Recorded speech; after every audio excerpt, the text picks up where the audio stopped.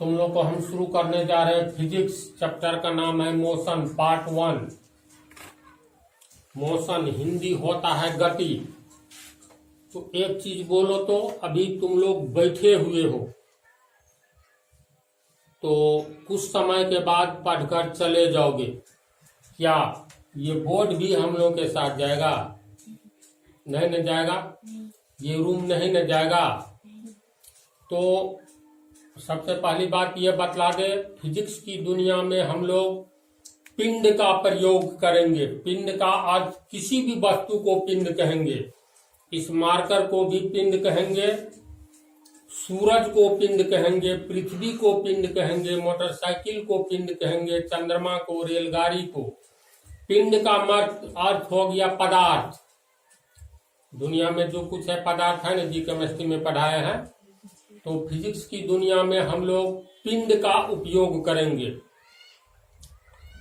तो दो ही तरह के, कोई भी पिंड दो ही अवस्था में रहता है, या तो अस्थिर रहता है या गतिशील रहता है।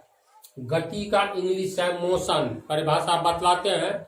फिलहाल ये जान रहे हो ना, कोई भी पिंड दो ही तरह की स्थिति में रहता है, या तो अस्थिर रहता है, जैसे जितना भी मकान है पृथ्वी पर सब अस्थिर है। ये सुना है जो मकान भी चलता है रात में या दिन में या कभी नहीं न चलता है। ये भी सुना होगा सड़क भी नहीं चलता है। एक रखा हुआ टेबल ये भी नहीं चलता है, नहीं न चलता है।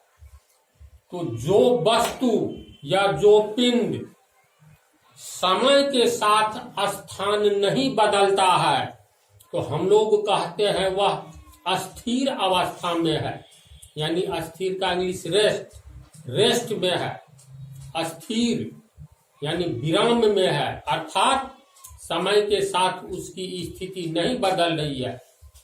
इसका ठीक उल्टा आ जाओ, समय के साथ जिसकी स्थिति बदलती है, अर्थात जो एक स्थान से दूसरे स्थान पर जाता है, तो हम लोग कहते हैं वह पिंड गति की अवस्था में है, मोशन में है, यानी गतिशील है।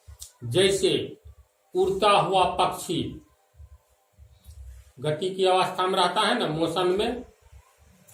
चलती हुई रेलगाड़ी गतिशील अवस्था में है, गति में।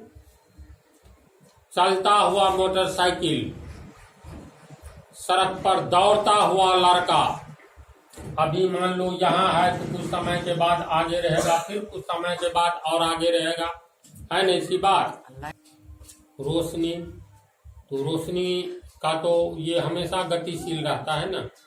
मान लो ये एक स्थान पर एक बिल्डिंग है, मकान है, और इसके बगल में सड़क है।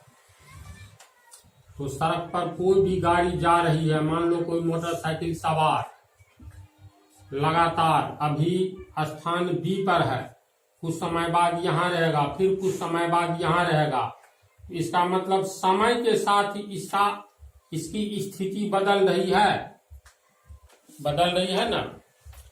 समय के साथ जिस पिंड की स्थिति में परिवर्तन होता रहता है, उस पिंड को हम लोग मोशन में कहते हैं, अर्थात गति की अवस्था में है, अर्थात गतिशील है। समय के साथ जिसकी स्थिति नहीं बदलती है, उसे हम विराम की अवस्था में कहते हैं, अर्थात विराम अवस्था में है, अर्थात अस्थिर अवस्था में है। अब नजर दौड़ाओ तो, मतलब जो पिंड समय के साथ स्थान नहीं बदलता है, इसका मतलब अस्थिर है। जब तक रेलवे स्टेशन पर, प्लेटफॉर्म पर रेलगाड़ी खड़ी है, नहीं खुलती है, तो हम लोग क्या कहेंगे? रेलगाड़ी अस्थिर है। यानी किस अवस्था में है? अस्थिर अवस्था में, यानी विराम का मतलब अस्थिर, कहेंगे विराम अवस्था में है। विराम जोर अवस्था यानी विरामा अवस्था में है।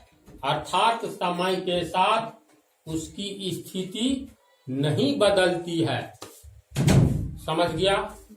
और समय के साथ जिसके स्थान में जो पिंड समय के साथ अपना स्थान बदलता रहे, एक सेकंड में मान लो बी पर है तो दूसरे सेकंड में फिर आगे चला गया, तीसरे सेकंड में और आगे, तो समय के साथ जिस पिंड की अवस्था में परिवर्तन होता है उस पिंड को हम लोग गति की अवस्था में कहते हैं, अर्थात गतिशील अवस्था में कहते हैं। और जो पिंड समय के साथ अपना स्थान नहीं बदलता है उसे विराम की अवस्था में कहते हैं, अर्थात रेस्ट की स्थिति। रेस्ट मतलब अस्थिर, विराम।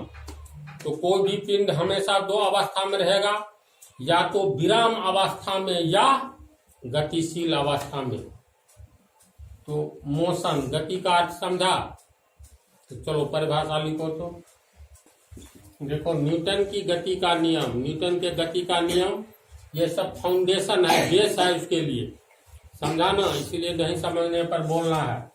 परिभाषित करे पहला, गति, जो बोले हैं वही लिखे, उतारो। तो लोग समझ गया गति किसको कहेंगे, विराम किसको कहेंगे, ये बात दिमाग में आई। कोई भी पिंड दुनिया में दो ही तरह की अवस्था में रहता है, या तो विराम की अवस्था में यानी रेस्ट में, यानी समय के साथ उसकी स्थिति में कोई परिवर्तन जब नहीं होता है, उसकी स्थिति में कोई परिवर्तन का अर्थ हुआ उसके स्थान में कोई परिवर्तन नहीं होता है, तो हम कहते हैं वह पिंड विराम अवस्था में है, अर्थात विरामा अवस्था में है।